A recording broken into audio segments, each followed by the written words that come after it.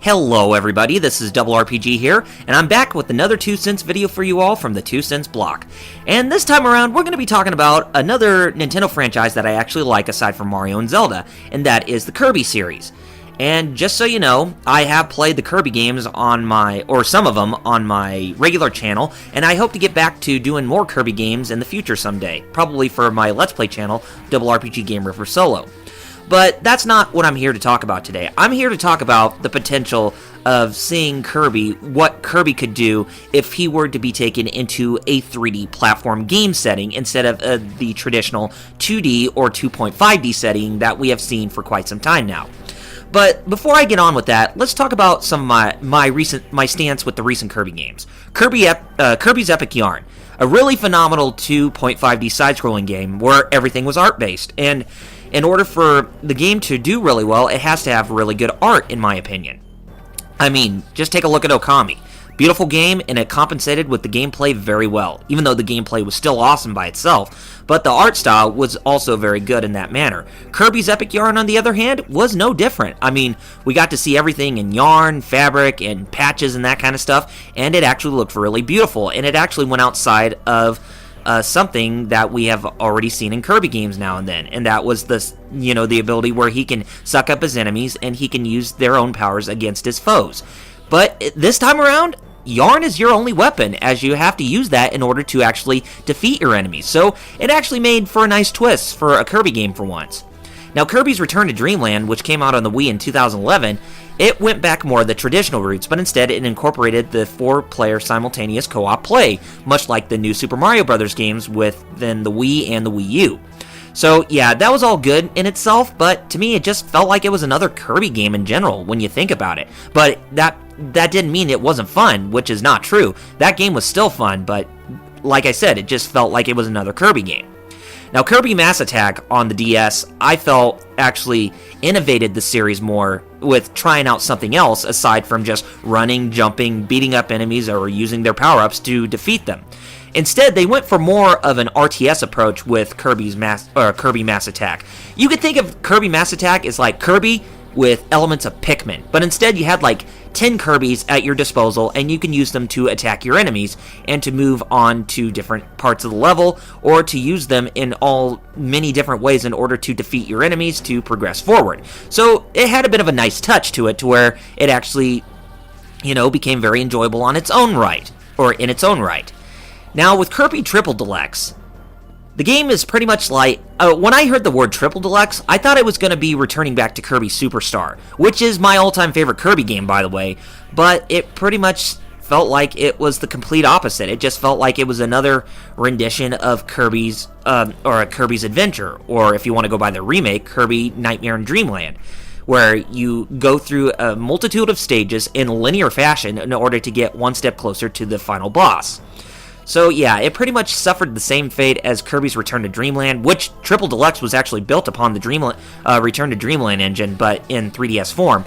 But again, it's starting to retread similar material that we've already been comfortable with. But it wasn't a bad game in general. It had some unique ideas that were not done for some of the Kirby games in the past, and it actually overcompensated over the easy factor. So my stance on recent Kirby games, they're still enjoyable, but I think I'm kind of at that point where I feel that Nintendo should innovate the franchise more by getting it into the 3D setting. And here are the reasons why Kirby should be experimented in that territory. I mean, let's face it, the Kirby series has been stuck in the 2D setting for far too long now, ever since its conception with Kirby's Dreamland on the Game Boy.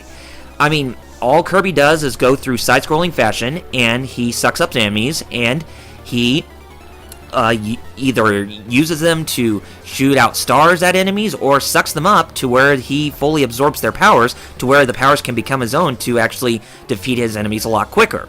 So yeah, that's what the Kirby series has been about ever since back on the Game Boy up until now. It pretty much has stuck in that same premise, to where the series has been in that 2D side-scrolling fashion. And I have to say that ever since Satoru Iwata became president, Kirby has always been a constant staple in Nintendo's franchises. Like, there's always been a Kirby game ever since Satoru Iwata came in, aside from Mario and, aside from Zelda and Pokemon. Well, it's not a bad thing. I mean, if you think about it, the Kirby games as of now, as I said, they're still as pretty good as the ones from back then, and even the remakes. But it's just ever since Iwata became president of Nintendo, Kirby has always been constantly making a comeback, whether if it's on the handhelds or on the consoles. But speaking of consoles, he didn't make a full comeback until Kirby's Epic Yarn after Kirby Air Ride on the GameCube, so that was kind of a nice surprise. But on the handheld front, there's always been a Kirby game in the 2D side-scrolling setting. And not to mention, as I said, very few games have experimented with new ideas in the 2D setting. Like, the last games that ever experimented with anything in the 2D side-scrolling setting were Kirby Mass Attack, as I mentioned.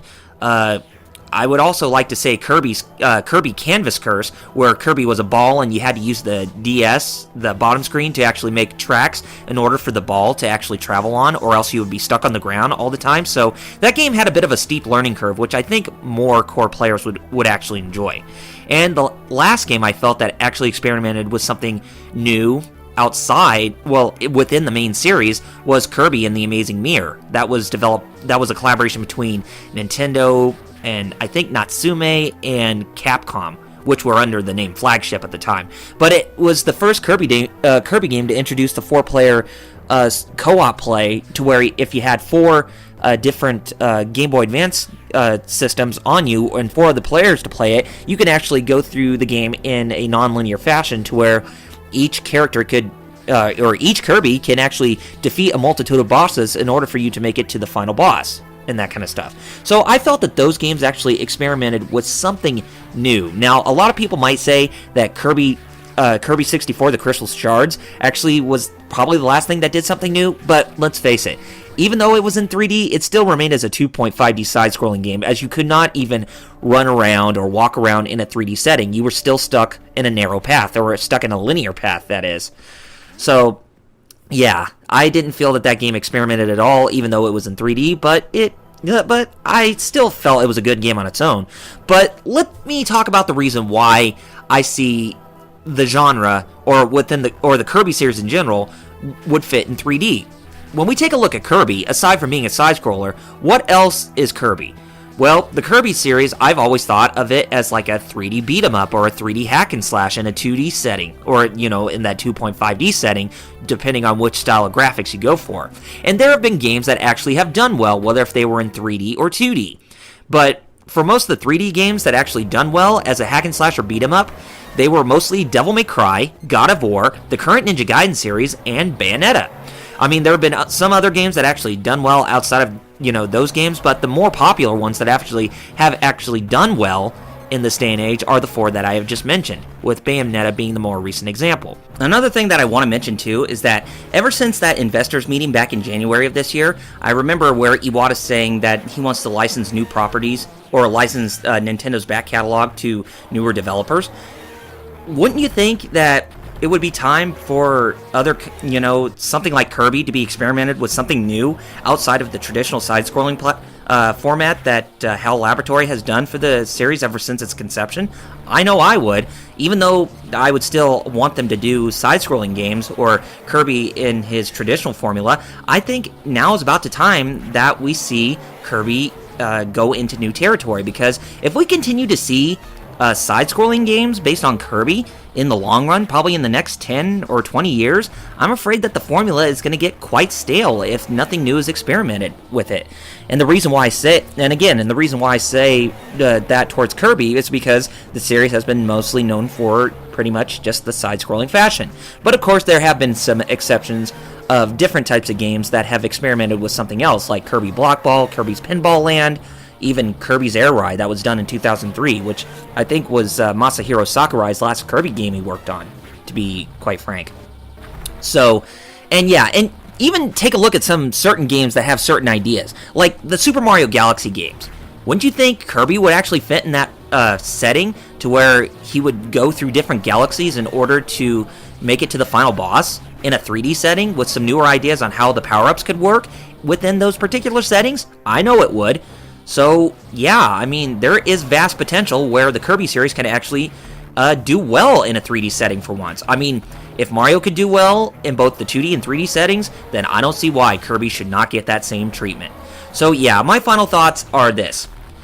I think Nintendo really needs to get out of its comfort zone, or HAL Laboratories for that matter, and make sure that their next Kirby game actually goes out of their comfort zone and get into that 3D territory. Because I know there is, like I said, I know there's vast potential for Kirby to actually do well in a certain setting if Mario is capable to do it, since he's mostly, since the series has mostly been side-scrolling before Mario 64 came along. But it baffles me why Kirby has not even entered that same area. But I guess we'll just have to wait and find out, probably in the next 10 or 20 years, with however many Kirby games are made in the long run.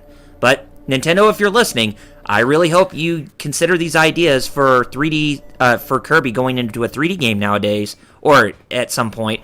But whatever you do, I'm sure that you will try to experiment something with it someday. And I will continue to support the Kirby series for what it is, but just, take into account that, if Kirby doesn't do well in this day and age, then it's time to experiment if you want it to succeed. Anyway, guys, that's all I have to say about this matter, so I want to hear what you guys think. Do you think Nintendo needs to experiment with Kirby in the 3D platform setting, or do you think that Kirby games are fine just with the way they are? So anyway, just let me know how you feel, and be sure to rate this video as well as leaving your positive and negative feedback down in the comments, and also be sure to hit that subscribe button below the video because more support from you guys mean that more content will come from me in the future that you won't find anywhere else. This is Double RPG signing off by saying to you all, Godspeed and game on, gamers. Have a good one.